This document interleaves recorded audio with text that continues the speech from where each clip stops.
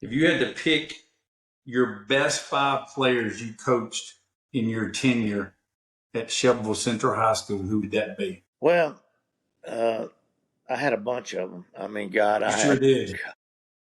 but probably the most dominant player I had at Shelbyville, there was two of them in particular, was Moorehead, of course. Moorehead was phenomenal.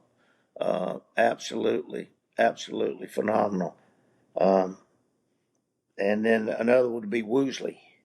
Uh, Woosley. She only lost 4 games in her high school career, 3 of them before Christmas her freshman year. The fourth one, she lost in the finals of the state tournament in '88, and we lost. We didn't go into overtime, but we lost it. That was her fourth game that she lost. She didn't lose another game for the next 3 years and won three state championships, and then won 2 national championships, USA Today national championships, and was USA Today Player of the Year, voted the best player in the country. Now, Moorehead came before her. Moorehead came through the '84 series, probably one of the most dominant.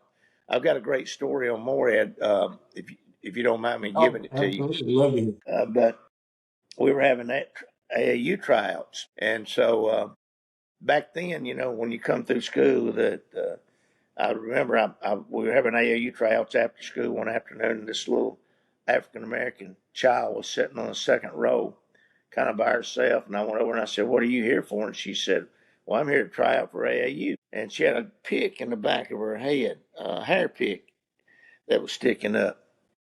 And I said, "Well, I'll tell you what you do. You come back next year and come back minus that pick."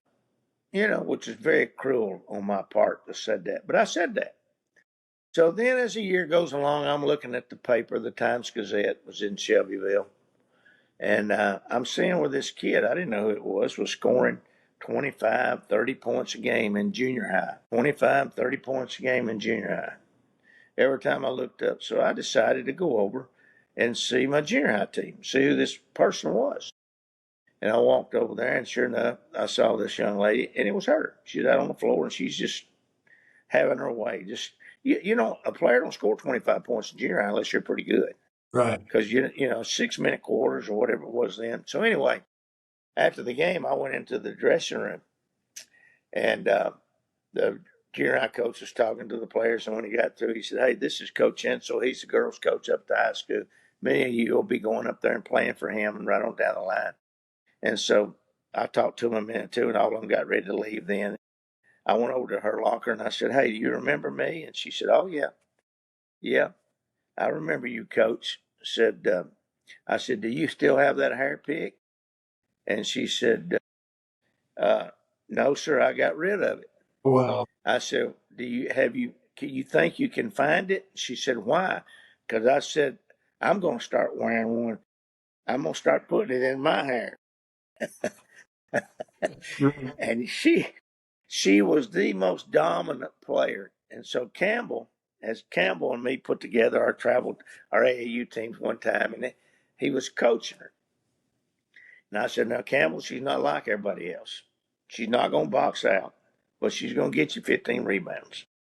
She's not going to shoot the ball like you want it shot, but she's going to get you 20 points. She can't dribble the ball like it ought to be dribbled, but there ain't nobody you're going to face that's going to take it away from her." And he said, "Well, she just hadn't had good coaching. You know how Campbell is." And I said, "Well, you may be right, but you can have her."